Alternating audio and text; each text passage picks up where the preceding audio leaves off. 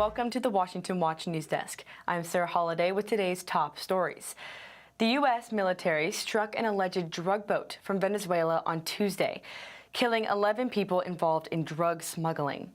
That's according to President Donald Trump, who shared a video on Truth Social of what appeared to be a drone view of a speedboat exploding and then on fire. Notably, Trump declared drug cartels terrorist groups in February. Concerning Tuesday's strike, Trump said the U.S. military had identified the crew as members of the Venezuelan gang Tren de Aragua. And the strike happened in international waters as the boat, which he said was carrying a lot of drugs, was heading to the U.S. On Tuesday, Secretary of State Marco Rubio addressed the matter. The president was very clear, and that is we destroyed a drug boat that left Venezuela, operated by a designated narco-terrorist organization, which is what these are. And he's been clear that the days of acting with impunity and having an engine shot down or a couple drugs grabbed off a boat, those days are over. Now we are going to wage combat against drug cartels that are flooding American streets and killing Americans. Meanwhile, Washington, D.C. Mayor Muriel Bowser is making her own orders concerning crime. She has instructed the city's police to team up indefinitely with federal law enforcement. This comes amid Trump's crackdown on violent crime, sending hundreds of National Guardsmen into the city, a tactic that reportedly has been rather successful. So, with Bowser's order, D.C. police will work closely with agencies like the FBI and Secret Service, sharing resources and intelligence. Some critics argue it could strain local police resources, but supporters say it's a necessary step to keep D.C. safe. The directive has no set end date, so only time will be able to speak to its long-term impact. Now, from the streets of D.C. to Capitol Hill, a Republican-led U.S. House of Representatives committee said it released more than 33,000 pages of files on the disgraced financier and convicted sex offender Jeffrey Epstein. The files, released on Tuesday, largely consisted of court documents and other previously released information. They also included at least 8 videos of apparent police interviews with victims, several of which are time-stamped from 2005 and 2006. Republican Rep. Thomas Massie and Democratic Rep. Ro Khanna proposed a measure that would require the Justice Department to release all of its unclassified Epstein records. The pair held a press conference with Epstein victims earlier this morning. Today, as you can see, we're united in restoring trust in government. We're here not as partisans, we're here as patriots. This is a litmus test. Can we drain the swamp? Are there people who are outside of the reach of the law? I don't think there should be. Their bipartisan measure is gaining serious momentum, raising tough questions about the Epstein case and its far-reaching fallout. Turning now to Texas, the state's House just passed the Texas Women's Privacy Act. This act prohibits men from entering women's bathrooms, and vice versa, in government buildings and public schools. A last-minute amendment significantly increased penalties, imposing fines of $25,000 for a first violation and $125,000 for subsequent ones. This makes it the nation's most financially strict bathroom bill. In South Carolina, however, state lawmakers are urgently appealing to the Supreme Court to let them enact their own bathroom bill. The state wants to enforce its law banning students from using school restrooms inconsistent with their biological sex. An appeals court order is currently blocking enforcement, leaving the state in limbo. Will the Supreme Court step in? Only time will tell. And those are today's headlines. I'm Sarah Holliday. Dive deeper with the Washington Stand at WashingtonStand.com. Watch this and other news on the Stand Firm mobile app and follow us on social media for updates at FRC DC. Up next is Washington Watch with Tony Perkins. We're back tomorrow with more stories that matter.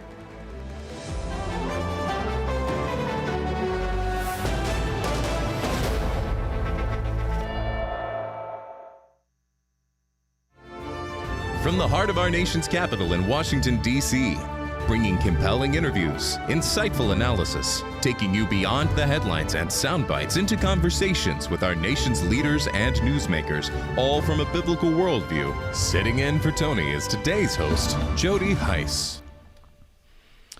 Well, good afternoon and welcome to this Wednesday edition of Washington Watch. I am Jody Heiss, Senior Fellow here at the Family Research Council. An honor to be sitting in for Tony, and thank you so much for joining us. We've got a lot to bring your way today.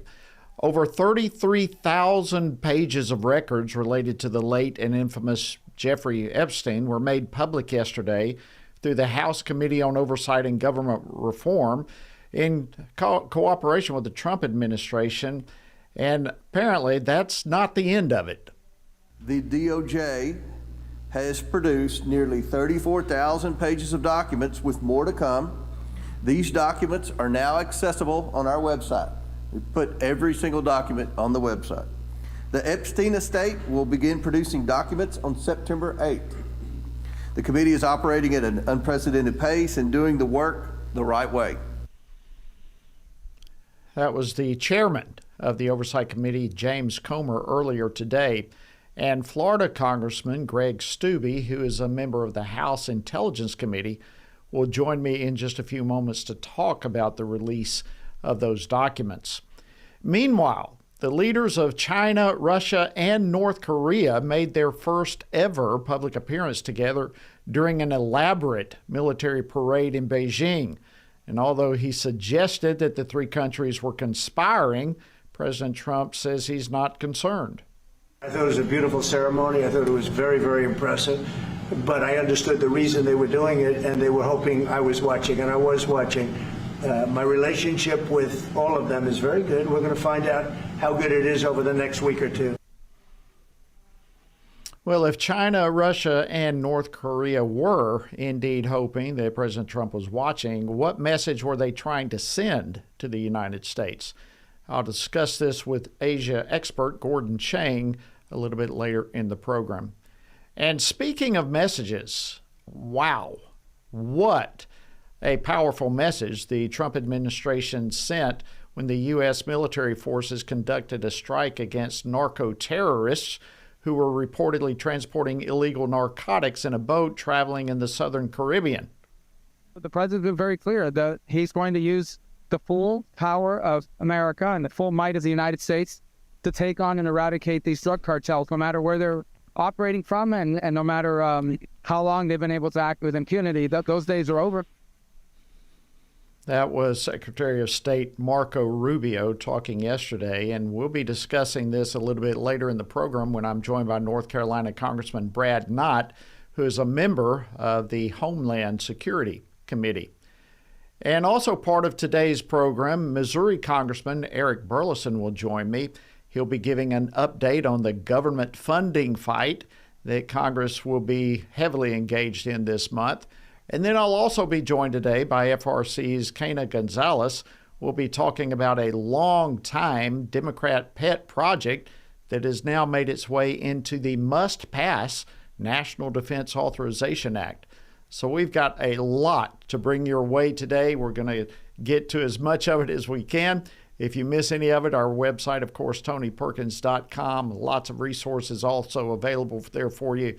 But better yet, I encourage you to download the Stand Firm app, where you not only can get this program, but tons of other information, the Washington Stand, and much, much more. Simply text the word app, APP, to 67742. If you don't have Stand Firm, you want it. Also, I want to encourage you to remember our upcoming Pray Vote Stand Summit taking place October 17th and 18th in Chino Hills, California. Again, visit prayvotestand.org for more details on that. All right, let's jump into our first news item for today. As I mentioned yesterday, the Oversight Committee on Oversight and Government Reform made public more than 33,000 pages of records related to the late and infamous Jeffrey Epstein. And it was the Justice Department, by the way, that made all that available. But the release comes after weeks and weeks of debate over the files. And according to the committee's chairman, James Comer, more is on the way as part of the committee's effort to provide transparency and accountability. So what can we make of this latest release of documents? Joining me now to discuss this and more is Congressman Greg Steube. He serves on various committees, including the House Intel Committee. He represents the 17th Congressional District of Florida. Congressman Steube, welcome back to Washington Watch. Great to have you. Yeah. Hey, Jody. How you doing? Thanks for having me. Well, thank you for joining us. Look, I'm sure neither you nor anyone's had an opportunity yet to go through 33,000+ pages that were posted yesterday. But what overall do you make of the release of these documents? Well, this is the most transparent administration in the history of our country. They've been transparent about everything. They talked about releasing these documents before they swore in, and now you have the release of a historic amount of information as it relates to this case.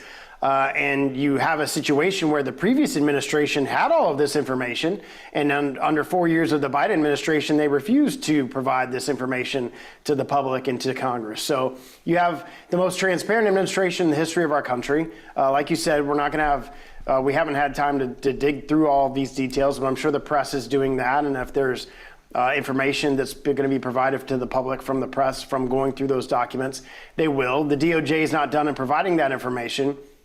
One of the things that I think is very important for the viewers to understand is the DOJ has to do everything they can to protect victims' identities and to protect victims from the unnecessary or unintentional disclosure of who they are. A lot of these victims don't want to be identified, and I commend the courageous women that came today and talked about their experience and had the courage to talk about the situations that they were in. But a lot of these victims don't want to be identified because they're afraid of what some of these people that abuse them will do. So I think we have to make sure, just like Pam Bondi said, just like the speaker said, to ensure that the victims' identities that want that protected are protected while releasing as much information to the public as we can. Yep, good point. All right, you brought it up, and I'd like to get your opinion on this. You noted that the Democrats could have released these files when they were in control during the Biden administration, but of course they did not do so. Why do you think that they are so interested in this now, but they weren't then? Well, they're interested in it now because it's a good political talking point. I mean, we've all seen the pictures. Obviously, President Trump knew Jeffrey Epstein. We've seen pictures of them together. There's never been an allegation that President Trump did anything illegal or unlawful or wrong in knowing who he was. But they're obviously trying to make this a political score, and they've ginned up, the mainstream media has ginned up some relationship between Epstein and the president, and by the fact that they knew each other, there obviously had to be some culpability of what was going on. There's no evidence of that. So, of course, they're using this as an opportunity to attack the president and attack Trump. Why didn't they do this during the Biden administration? And don't you think if they had information that was detrimental to the president, they would have probably released that during Biden's tenure? Yeah, I mean, they absolutely would have. Congressman Steube, if I can switch gears on you real quickly, the 2-week deadline that President Trump had given Russian President Putin, it's now up. And President Trump spoke with reporters today as he met with Poland's new president. And he was asked what his message would be to Putin and if he's not happy with him. And basically Trump just said, well, wait and see. So from your perspective, what things are you hoping will happen if Putin does not take the next steps towards peace with Ukraine? Well, there's a lot that the president could do economically through sanctions to really strangle Putin and strangle the Russians as it relates to their economy and not being able to fund this war. Now, remember back in Trump 1.0, he had sanctions on Nord Stream 2, which the Biden administration released, that then allowed for millions of dollars to go to the Kremlin and fund the war. Zelensky himself said that funded a lot of the war. So those are things that you can do proactively, not militarily. You don't have to engage them militarily, but simply give the Ukrainians the intelligence that we have been sharing, and then do significant sanctions on the Russians, and then any countries that do business with the Russians, like India, who buys a lot of oil from them. If you sanction the Russians, you're also sanctioning countries like India from their ability to purchase Russian oil, which would debilitate their economy. And I know the president has talked about it, so I know that's one of the things that are on the table. And I feel that if Putin doesn't do what the president has asked him to do,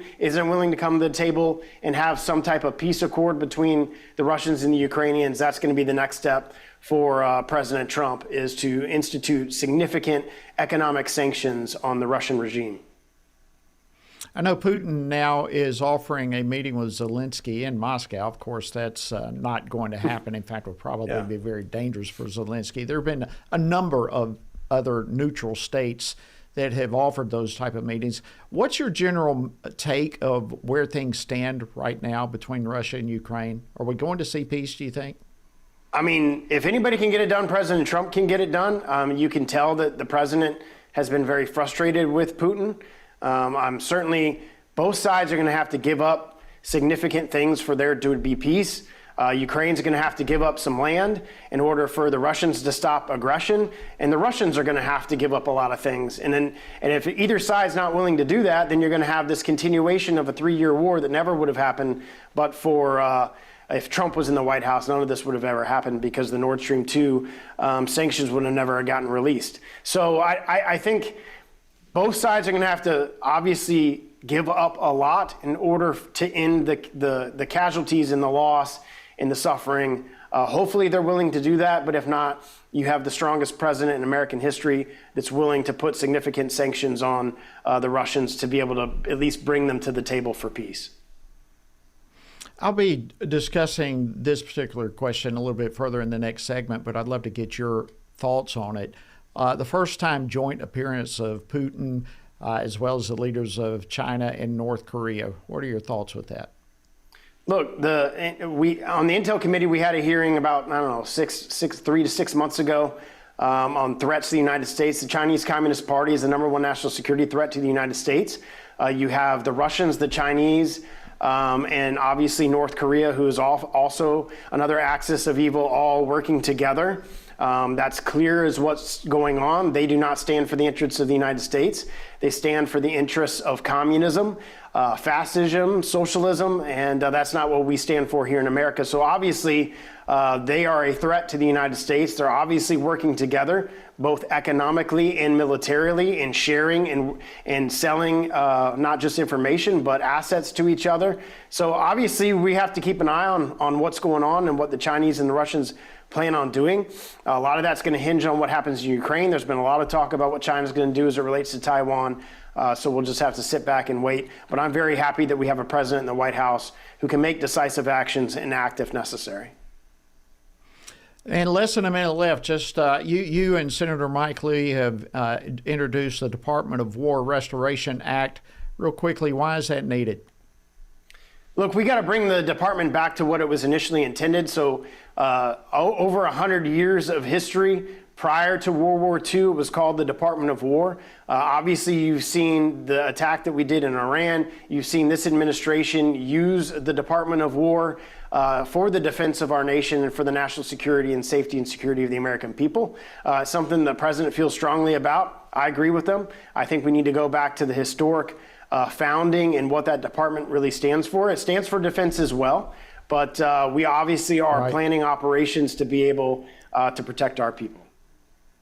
Thank you so much, Congressman Greg Steube of Florida. Always great to have you on the program. Thanks for all you do. All right, friends, coming up, that meeting between China, Russia, and North Korea. What was it all about? We'll talk about it right after this break. Stay with us. 3 years ago, the Supreme Court issued its historic Dobbs decision, a ruling that overturned Roe v. Wade, which for nearly 50 years imposed abortion on demand, silencing voters and bypassing the democratic process across the country. The Dobbs decision was a huge step forward against abortion, but it didn't outright ban it. It returned the power to the people. Now, 29 states have laws on the books protecting life. However, there's a catch. Abortion numbers since Dobbs have actually gone up, with an increase of 12% since 2020, climbing from 930,000 to over 1 million in each of the most recent years. So how can this be? The answer is simple: the abortion drug. Today, over 60% of U.S. abortions involve abortion drugs, many of these without medical oversight. In 2021, the Biden administration quietly removed bare minimum long-standing safety protocols for the abortion drug that have existed for 20 years to protect women from life-threatening risks and ensuring informed consent. The Biden DOJ then declared that they would not enforce the Comstock Act, which prevents the mailing of anything that causes an abortion. This is not only illegal, but also dangerous. A study shows nearly 11% of women who take the abortion drug end up in the emergency room with serious complications. Unless the Trump administration reverses these reckless Biden-era policies, pro-life laws will remain largely symbolic. Without a full review and repeal of mifepristone, unborn lives will remain in grave danger and pregnant mothers will remain at risk. Let's stand for life and end this mail-order abortion drug pipeline. Sign the petition urging the Trump administration to take action at frc.org/stopchemicalabortion. In the beginning was the Word, and the Word was with God, and the Word was God, and the Word became flesh and dwelt among us, and we have seen His glory. Family Research Council invites you to join our Stand on the Word Bible reading plan as we reflect upon the life of Jesus, the Word who dwelt among us. Come with us and discover the glory of the Word. Read the Gospels and witness the life-changing story of Jesus, His life, death, and resurrection. Come read how Jesus transformed the lives of common people and how those same people transformed the known world through the power of the Holy Spirit. Come with us for 10 to 15 minutes a day and read the entire New Testament before the new year. Find our Bible reading plan and daily devotionals from Tony Perkins at frc.org/Bible. Join us and stand on the Word.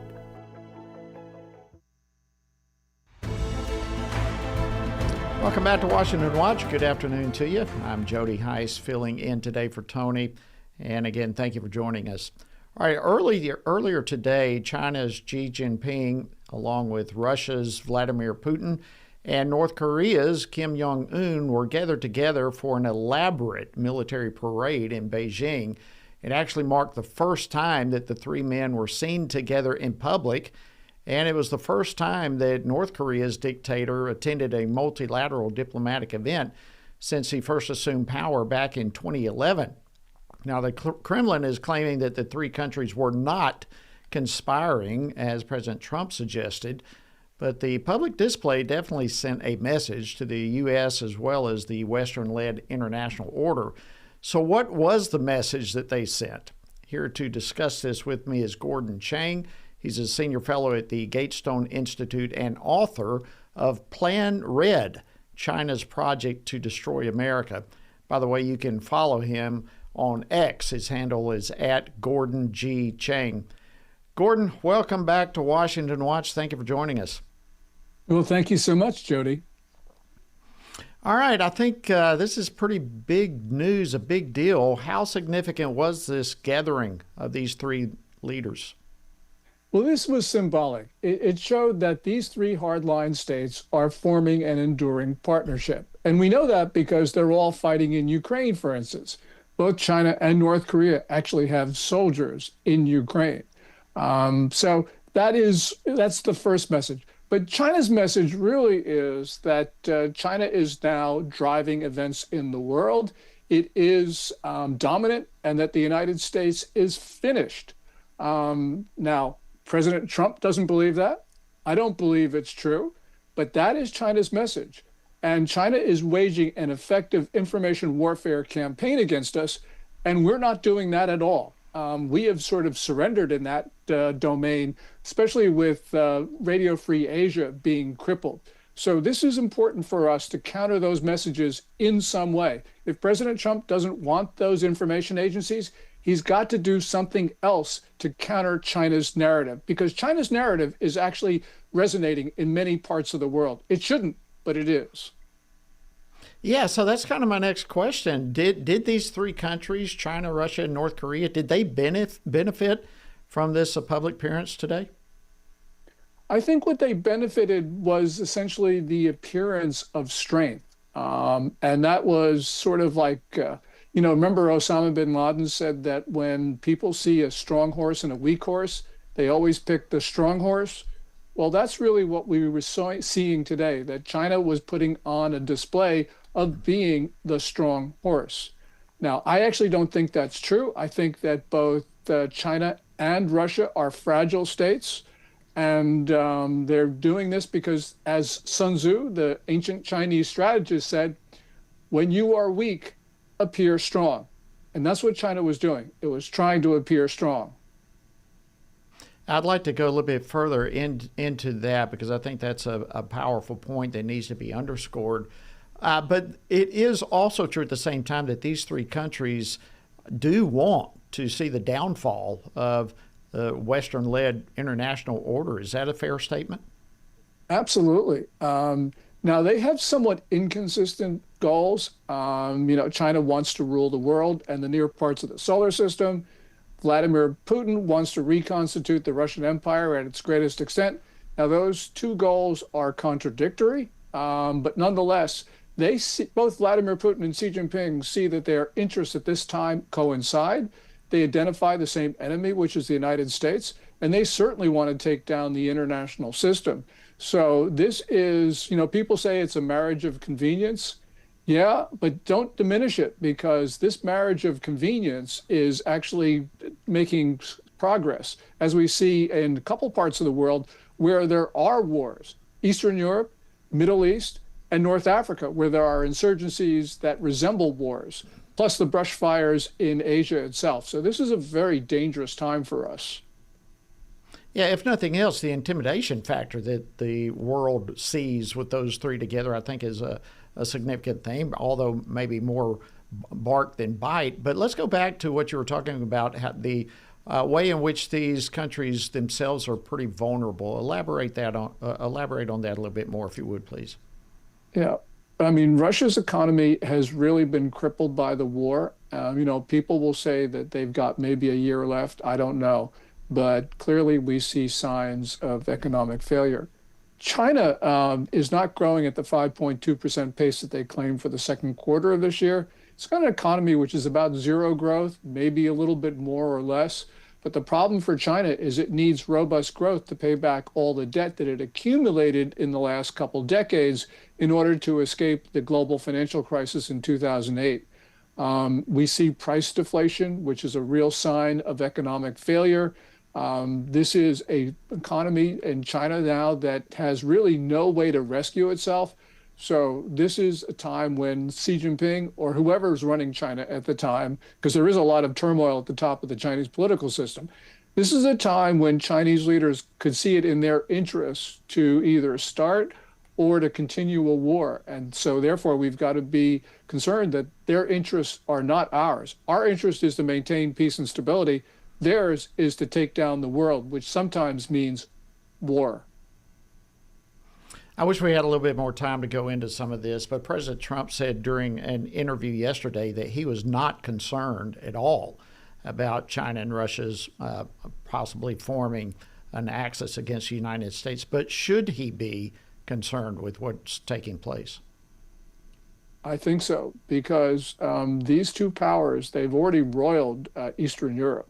China and Iran have roiled the Middle East. As I mentioned, North Africa is in a state of turmoil right now. This is a world where one more war could spark a general conflagration. And also, we've got Chinese operatives and soldiers who are in our country ready to strike. We've seen so much evidence of Chinese military activity on our soil. So yes, we need to be absolutely concerned, and we need to hear the President of the United States talk about this. I know that it is politically not feasible to do that, but we need to get prepared, because if we don't get prepared, Jody, the worst could happen. Wow. Thank you so much, Gordon Chang, Senior Fellow at the Gatestone Institute. It is always great to have these conversations with you. We deeply appreciate you coming on Washington Watch and keeping us up to speed. Thank you. Well, I'm deeply appreciative to be able to speak to you, so thank you, Jody. All righty. All right, coming up, a long-time pet project of the Democrats has now made its way into the must-pass bill, the National Defense Authorization Act. Well, unfortunately, it looks like some Republicans are going to join on to that. So stay tuned. We'll cover the details right after the break. Download the new Stand Firm app for Apple and Android phones today. You can join a wonderful community of fellow believers. We've created a special place for you to access news from a biblical perspective. Read and listen to daily devotionals, pray for current events, and more. Share the Stand Firm app with your friends, family, and church members. And of course, stand firm wherever you go. At Family Research Council, defending the family isn't just a mission, it's our daily calling.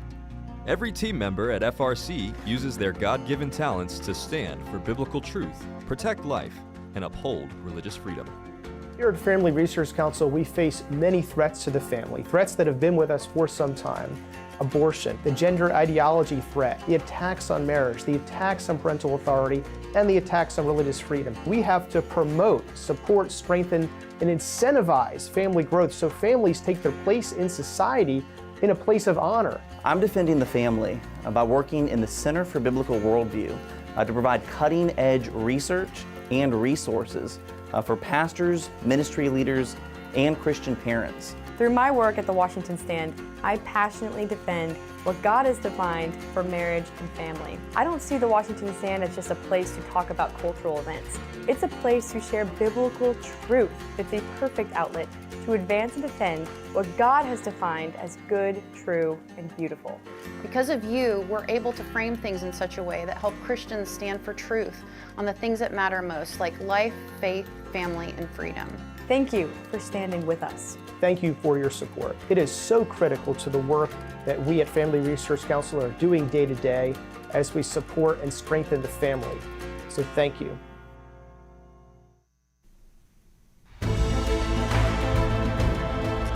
So glad to have you on board with us today. I'm Jody Heiss. Thank you for joining us on Washington Watch. All right, with Congress now back in session, there's a lot on their plates that they'll be tackling in the next few weeks. But among those items that must pass is the National Defense Authorization Act. This is a piece of legislation, of course, that provides funding for the U.S. military.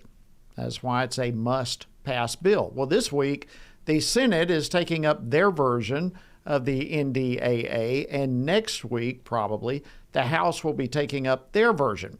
However, this year, both versions, the House and the Senate, expand funding for in vitro fertilization, IVF. Now, this has long been a pet project of the Democrats, but this year it appears like many Republicans are beginning to get on board with it as well. So what's the reason for that, and what's the problem with it all? Well, joining me now to discuss this is Kana Gonzalez. He's a Senior Director of Government Affairs here at the Family Research Council. Kana, thanks for joining me. Great to see you again. It's good to be with you, Jody. All right, the NDAA. Goodness, this is one of those bills. It's about pay raises for our military service members. It's about funding the military. Why in the world are we talking about IVF in the NDAA? Well, you alluded to it before the break and right after, Jody. Democrats have been looking for a long time for must-pass legislation that they can use to expand taxpayer-funded in vitro fertilization, or IVF, by throwing that into must-pass legislation. And this year it looks like they are succeeding in getting some Republicans to come along with them and inject this into a military bill that really has nothing to do with that issue. Yeah, it really doesn't. And of course, we here at Family Research Council, we're all about families. We're all about babies. We're all about this type of thing. But what are the problems? I think this is an important discussion. The problems and the concerns with IVF. Yeah, Family Research Council is all about babies. We love children. And the purported purpose of IVF is to create children, to help couples who are infertile reproduce, have children of their own. And that's how it's billed, that's how it's advertised. But that's not what IVF actually is in practice many times. And so when we look at government funding of something, anything that the government funds, we get more of. And so, as you know, Jody, government funds often come with strings. You can do this, you can't do that. This is really a blank check to an industry that, again, sells, will give you a live baby, and doesn't talk about some of the problems. Some of the problems include all of the children who are conceived and created but discarded or perpetually frozen along the way. Some are discarded, some are left in perpetually cryogenically frozen state. Some are donated for science and research. They're researched upon. Most of the children created through IVF never reach birth. But there are other problems as well. Expanding IVF, which we would do by government funding of it, opens up a whole new world of horrors without any sort of this industry is not well regulated. And so already we've had people experiment with putting together human and animal embryos to create hybrids. This has already happened. Live embryos that are hybrid animal humans, and there's nothing in this bill that would guard against things like that. There are others that I could list. And then the last thing I would say is that it really fails IVF to address the underlying issues, the health issues that lead to infertility. And so often couples go through this process at great expense because they greatly desire to have children, and they have maybe one child after repeated attempts and after often many, many embryos have been lost, whereas there are better alternatives for treating infertility. Okay, so where does this stand in the Senate right now? They're dealing with it this week. We've only got a couple of minutes left, and I do want to give our viewers and listeners the Capitol switchboard number. So if you're watching or listening, get a pen and paper out. We're going to give you a number here in just a few moments. But Kana, where do things stand right now in the Senate? Well, the NDAA needs to pass by the end of the month, or some sort of extension that would extend last year's funding while they continue to work on it. And so the Senate is working really hard to pass it this week or maybe early next. The House will take up their version next week. But as you said, both the House and the Senate have different but similar provisions regarding IVF. And so we're very concerned that this could end up in the final bill. Okay, so what can our viewers and listeners do to help? It's really important. Members of Congress that we have been speaking to for the past several weeks are not aware of this issue and are a little horrified when we tell them about what some of these problems are, but they need to hear from their constituents. So the easiest thing that people can do is call the Capitol switchboard, and right now, because the bill is moving in the Senate, ask for your senators. Every state has 2 senators. Ask for yours. The Capitol switchboard operator will transfer you to that office. You can speak to a staff member or leave a message. Be polite, give your name, your address, and state your opposition to including expanded taxpayer funding of IVF in the National Defense Authorization Act. And I will also say, we here at FRC, we have Fast Facts, which just deals with concerns with expanding IVF in the NDAA, and you can check that out for more info at frc.org/IVF in NDAA. So check those out for more information and call the switchboard ASAP. All right, Kana Gonzalez, FRC's Senior Director of Government Affairs, always an honor to have you on the program. Thank you for joining us today. Thank you, Jody. All right, we've got more coming straight ahead here on Washington Watch. Next, we're going to hit on 2 more items. First of all, the Trump administration's war on drug cartels. What a huge battle that is turning out to be. And secondly, we're going to talk about the government funding battle. I'll be joined by 2 different congressmen, Brad Knott of North Carolina and Eric Burleson from Missouri. So stay tuned. We'll be back in just a moment. Family Research Council is committed to advancing faith, family, and freedom from the East Coast to the West. So FRC is going to Southern California for this year's Pray, Vote, Stand Summit, October 17th and 18th at Calvary Chapel, Chino Hills. Join us for this powerful gathering of Christians desiring cultural renewal and spiritual revival. The Pray, Vote, Stand Summit brings together Christian leaders, issue experts, and government officials for a time of prayer, inspiration, and action. Together, we will seek God's guidance for our nation and engage in meaningful discussions on the intersection of faith, government, and culture. If the spiritual foundations and the cultural walls of our nation are to be rebuilt, we all have a role to play. May we each find our place on the wall as we build for biblical truth. Register now at prayvotestand.org. That's prayvotestand.org.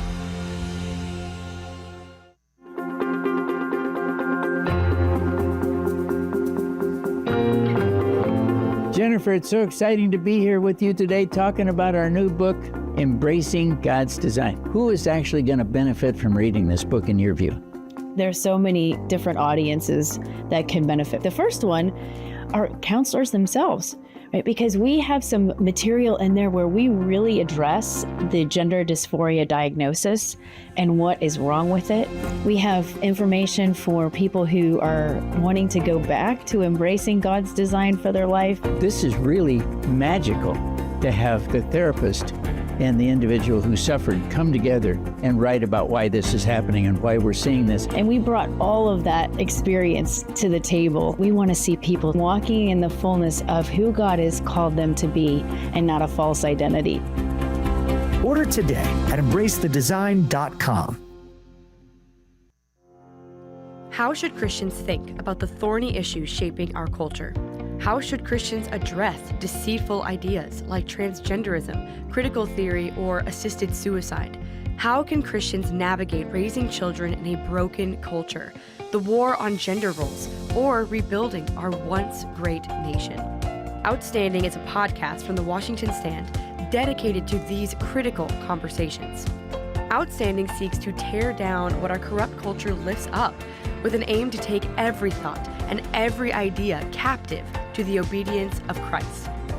Whether policies or partisan politics, whether conflict in America or conflict abroad, join us and our guests as we examine the headlines through the lens of Scripture and explore how Christians can faithfully exalt Christ in all of life.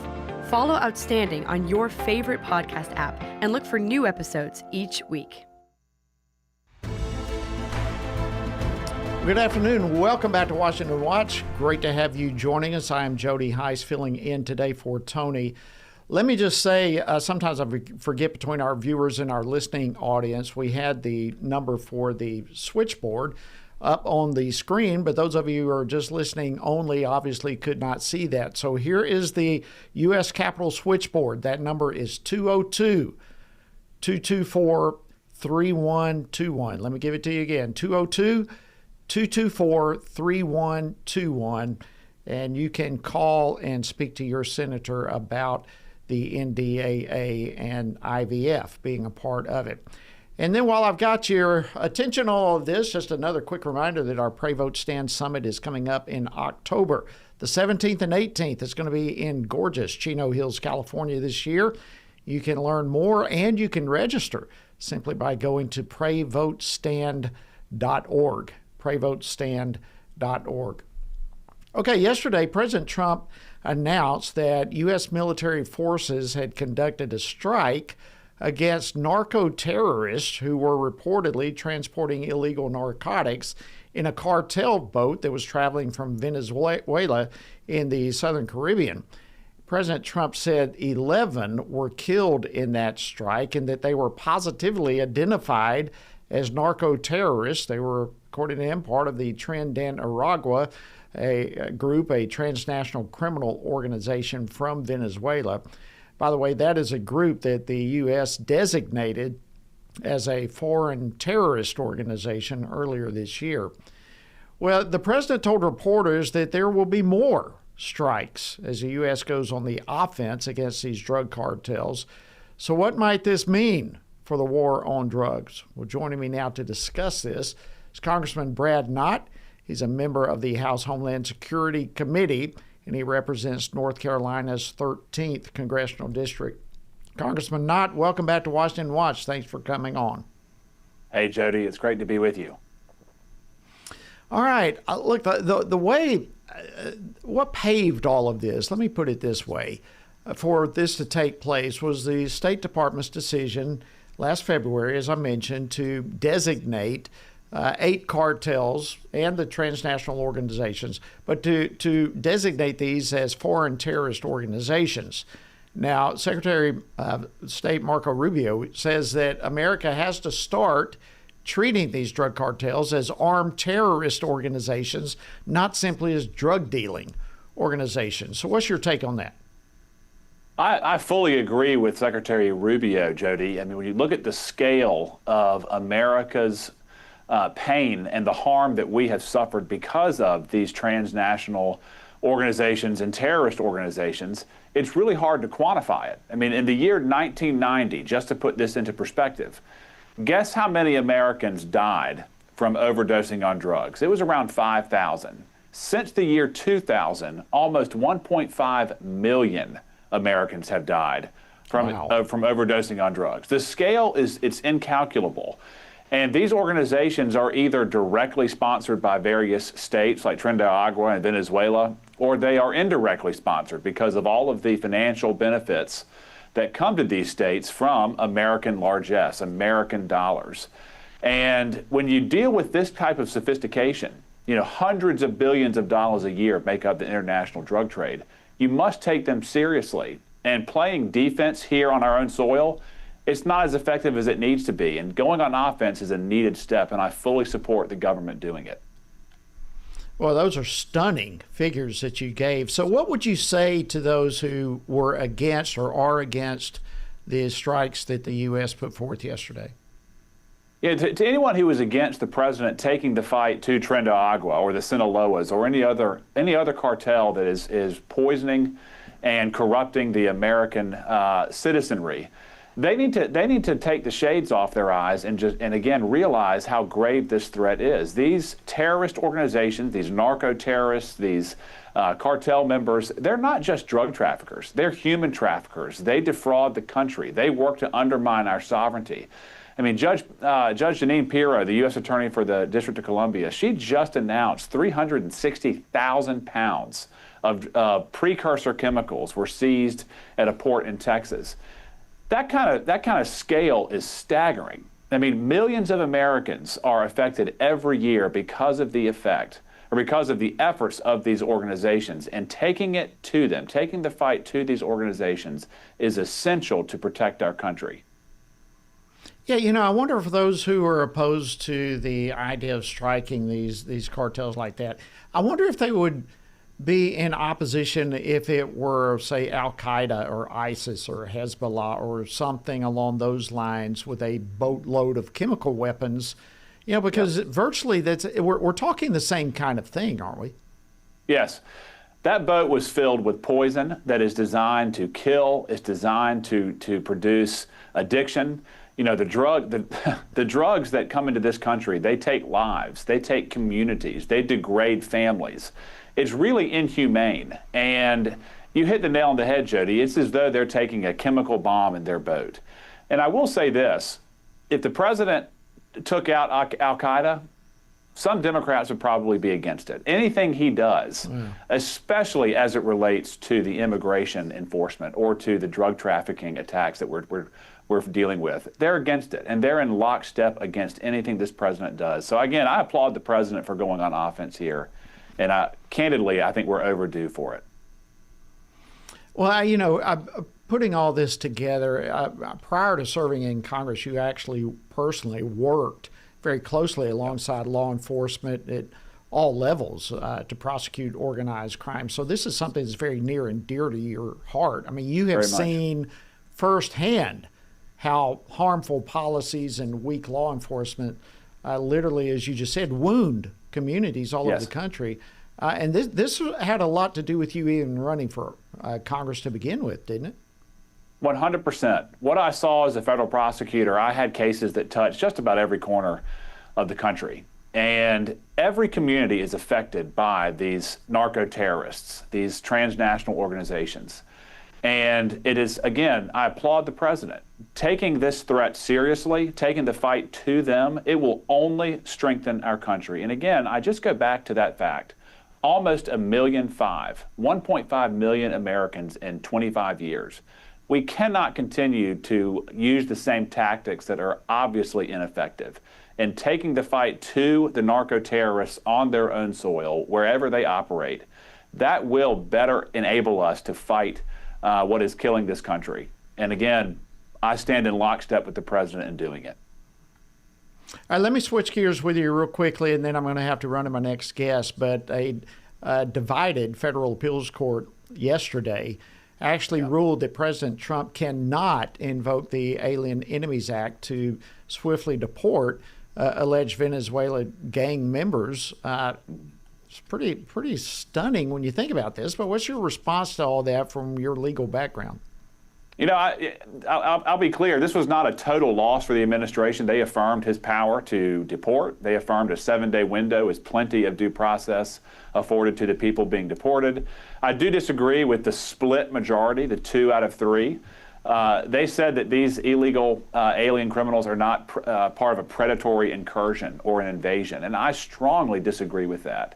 I do agree with the dissenting opinion that said this should be in the executive branch alone. The president has the authority. He used it appropriately. And my suspicion is it'll be overturned by the Supreme Court. But again, I agree with the dissent in this case. Congressman Brad Knott of North Carolina, always great to have you on the program. Thank you so much for joining us. We deeply appreciate it. Thank you, Jody. All right, to close out the program for today, there's one more news item that I want to get to and provide an update on, and that's the government funding fight, which is expected to only intensify as we get closer to the September 30th deadline. I actually touched on this yesterday with Mark Tapscott from the Washington Stand, but I want to get a little bit further in the weeds here and get a perspective from Congress. So joining me now is Congressman Eric Burleson. He's a member of the House Oversight and Government Reform Committees. And in that committee, he chairs the subcommittee on economic growth, energy policy, and regulatory affairs. He's from Missouri's 7th Congressional District. Congressman Burleson, welcome back to Washington Watch. Appreciate you coming on with us. Good to be back. All right, so this was already expected to be quite a battle, this whole issue over the budget and finances and so forth. But now there are some saying we have a big obstacle. Give us your projection. Yeah, I don't know. You have a little bit more time and experience up here than I do. But look, as you know, this whole process is broken. The fact that here we are 1 month from the deadline, and we've only passed 3 bills out of the House, I believe. The Senate has passed 3 bills. So we've got a long ways to go here in order to get to the 12, to pass the 12 bills. That's where we need to try to get to. But unfortunately, it looks like we're not going to get there. We're going to end up doing what we'd always do, which is a CR. And that will probably be the first one will be a short-term CR, because they'll say we need more time to pass more bills, and then that'll get us to like 1st of November, and then we'll see we'll probably do another CR, and the question then will be how long is that second CR going to be? So we've been here before, you've been there before, we know what's getting ready to happen. This time I think it might be different because the Democrats, at least they're projecting that they're very angry, and that they're angry about the pocket rescissions that just occurred.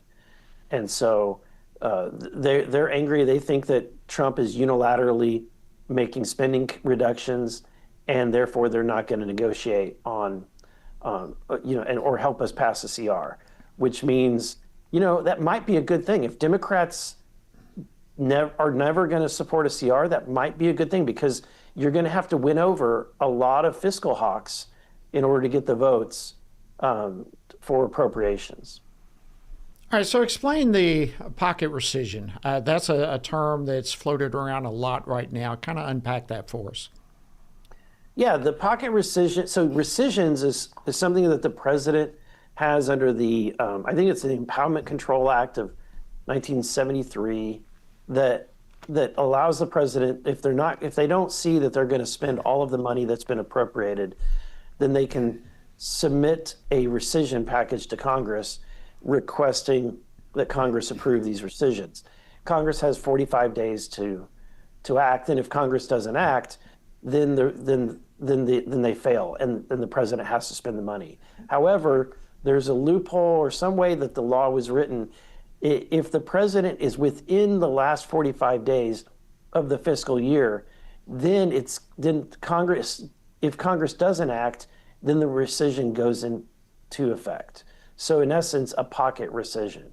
So I was hoping that the rescission was going to be, close to 100 billion, that it would be significant, right? That's what we were, hoping for.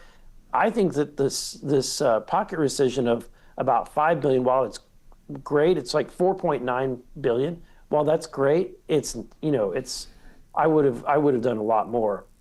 But even the Democrats are throwing an absolute fit, and some moderate Republicans, especially in the Senate, are throwing a fit over these pocket rescissions as well. So that's kind of what's in play right now.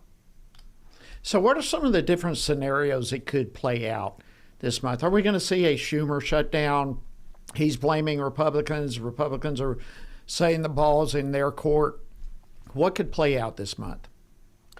Yeah, absolutely. I think that especially if Speaker Johnson wants to really put Chuck Schumer and the Democrats in a bind, then just submit a simple, continuing resolution that with no anomalies, and then dare the Democrats, because then the Democrats would basically be saying that they want the government to shut down. But I think that they actually do want it to shut down. I think that the Democratic Party believes that a shutdown will look poorly on the president and the Republicans in the House and the Senate. So what do you think is the most likely scenario? As you're looking, here we're early in the month, still a lot of water yet to go under the bridge, but what do you expect to happen? Yeah, I expect that we'll probably have like a 1-month CR that'll get us into the middle of, or the 1st of November. And then that's when things will start getting interesting, because from that moment, it will either do another CR that gets us to Christmas, or we'll do one that gets us into the spring. If we're going to do this, you might as well do a 1-year CR, but we're not there yet, right? Because a lot of these appropriators still think that there's time to pass the 12 appropriation bills. They want their chance to do that process. I don't know why we do it and then it doesn't ultimately get passed. But at the end of the day, that's what they want, that time. And so the first CR that we're going to do is just going to be giving them another month so they have the time to mark up their appropriation bills. Wow. Well, like you said, it happens, seems like year after year, and ho, ho, ho, we come Christmas and get all sorts of horrible presents under the federal Christmas tree with a big spending bill. But we'll see how this goes. Less than a minute, real quickly, a lot of tension between the administration and the Federal Reserve. Your thoughts on that real quickly? Yeah, I think we need to audit the Federal Reserve. I think it's long overdue. When you look at how much money they were wasting in the building infrastructures, I think that, and you have these individuals like Cook, who has done some malpractice when it comes to her financial her mortgage applications. I think it's time that we audit the Fed. I think that's a great suggestion. Thank you so much, Congressman Eric Burleson of Missouri. Always great to have you. Thank you. All right, that's all the time we have for today. Thank you for joining us today on Washington Watch. Hope you have a wonderful evening, and be sure to join us again tomorrow, same time, right here on Washington Watch. Washington Watch with Tony Perkins is brought to you by Family Research Council and is entirely listener-supported. Portions of the show discussing candidates are brought to you by Family Research Council Action. For more information on anything you heard today, or to find out how you can partner with us in our ongoing efforts to promote faith, family, and freedom, visit TonyPerkins.com.